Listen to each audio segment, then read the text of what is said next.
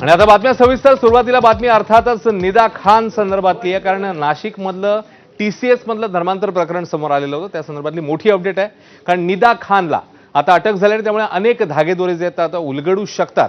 त्यामुळे नाशिक TCS प्रकरणामधल्या धर्मांतर प्रकरणाने अवघ्या महाराष्ट्रात खळबळ उडालेली.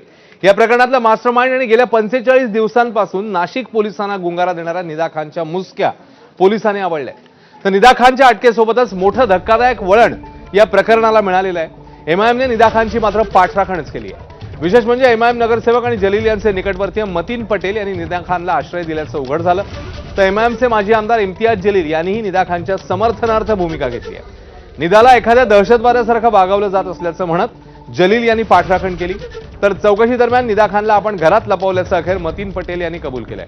नारेगावच्या कौसर पार्कमधील घरावर पोलिसांनी पाळत ठेवत रात्री 11 वाजता निदा खानला अटक केली आहे. मतीन पटेलला सहआरोपी करण्यात आलं, त्यामुळे राजकीय आरोप प्रत्यारोपांना ऊत आलाय. त्यामुळे MIMचा या संपूर्ण प्रकरणात नेमका काय आणि किती रोल आहे पाहणं महत्वाचं आहे.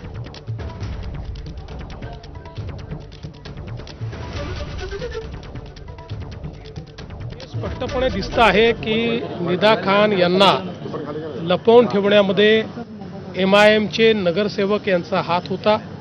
त्यांच्या पाठीमागे कोण कोण होतं हे देखील शोधून काढलं जाईल.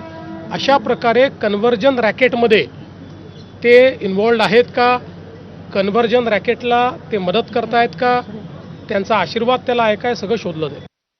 तर MIMच्या इम्तियाज जलील यांनी निदा खानला पाठीशी घालत लंगडत समर्थन केलंय. बघूया. या मुलीच्या नावाने NBW निघालेला आहे का, नॉन बेलेबल वॉरंट? एक सेकंड, मतलब लुकआउट नोटीस निघालेली आहे का त्याच्या नावाने? आतापर्यंत काय आहे? फक्त आरोप आहे ना? फक्त आरोप आहे का नाही आहे? म्हणजे इतकं गंभीर असलं असतं की तिने काही मर्डर केली असती, तिला काही टेररिस्ट ऍक्टिव्हिटीज मध्ये ऍक्ट होतं, त्याचा काही संबंध होतो, तर पोलिसांनी स्वतः NBW रिलीज केलं असतं. पोलिसांनी स्वतः एक लुकआउट नोटीस जारी केलं असतं. एक FIR मध्ये तिचं नाव आलेलं आहे आणि त्या FIR मध्ये communal hatred, hurting religious sentiments. देखिए, मैं मुंबई में था. मुझे पूरी जानकारी है तो पुलिस के जरिए लेनी है कि क्या रोल है करके, हमारे कॉरपोरेटर का रहे या किसी का भी रहे है करके उसमें. लेकिन एक बात ये समझ लेना चाहिए कि एक होता है एक्यूज्ड को पूरा राइट होता है कि वो बेल ले करके है, और दूसरा होता है जिसके ऊपर क्राइम सिद्ध हो चुका है और वो गंभीर स्वरूप का अगर क्राइम होता है, डकैती का है, हत्या का है, टेरर एक्ट्स का है, ये बच्ची के ऊपर ये सब है क्या? दरम्यान निदा खान प्रकरणी संजय शिरसाट यांनी केलेल्या आरोपांना इम्तियाज जलील यांनी आता उत्तर दिलेलं आहे. आपण बघूया नेमकं काय घडलं. इम्तियाज जलील यांनी मागं सुद्धा त्या संदर्भामध्ये उघडपणे स्टेटमेंटही केले होते आणि एका अर्थानं पाठिंबा दर्शवला होता.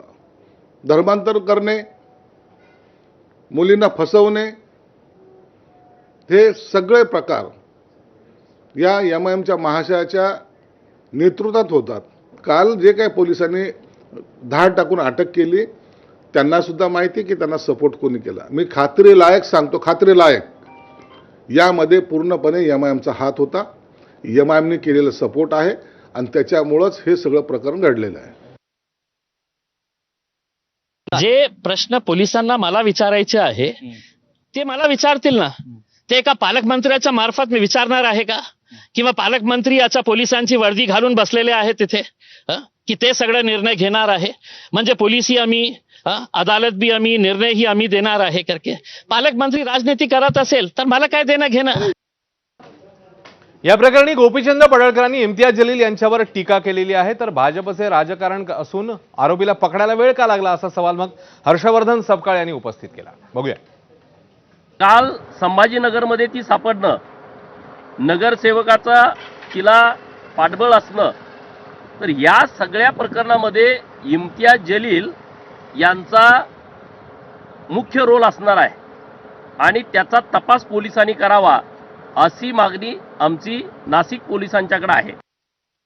नाशिक प्रकरणातल्या अनुषंगानं जो प्रथम जी फिर्याद आली होती FIR, हा पब्लिक पोलिसनी का नाही केला या प्रश्नाचा सातत्याने आम्ही उल्लेख करत असताना अद्यापपर्यंत तो पब्लिक करण्यात आला नाही. कुठलाही गुन्हा दाखल झाला तर तो पब्लिक होत असतो. हा का केला गेला नाही? इथपासून तर आरोपी पकडण्याकरता इतका विलंब, हे सर्व एकंदरीत संशयास्पद आहे. पोलिसांच्या नाकाखाली जर आरोपी जे सापडतात आहे तर यामध्ये पोलिसांनाच जाणून बुजून त्यांना इतके दिवस हे कुठेतरी गायब फरार ठेवायचं होतं की जेणेकरून या प्रकरणाला जातीयतेची आणि द्वेष पसरवणारी जी भावना आहे ती त्यांना निर्माण करायची होती. तर नाशिक धर्मांतर प्रकरणामध्ये निदा खानचा नेमका काय रोल आहे तेही जाणून घेऊया. कंपनीमध्ये मॅनेजर आणि टीम लीडर म्हणून ती जबाबदारी सांभाळत होती. टीसीएस मधील पुरुष तसंच महिला कर्मचाऱ्यांचं धर्मांतर करण्याचा कट रचणं, त्यासोबतच धार्मिक भावना दुखावण्याचा आरोप तिच्यावर आहे. गुंगीचं औषध देऊन अत्याचारास मदत केल्याचा ठपकाही तिच्यावर ठेवण्यात आलाय. याशिवाय पीडितांना धमकावल्याचाही निदावर आरोप आहे.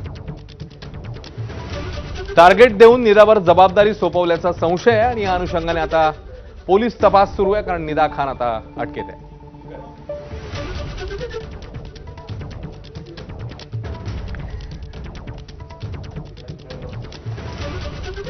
आणि आता दिवसभरातली आणखी मोठी बातमी, अर्थातच बातमी येते विधानसभा निवडणुकांच्या अनुषंगाने. नुकत्याच 5 राज्यातल्या निवडणुका पार पडल्या आणि त्यानंतर आता सत्तेच्या सिंहासनावर कोण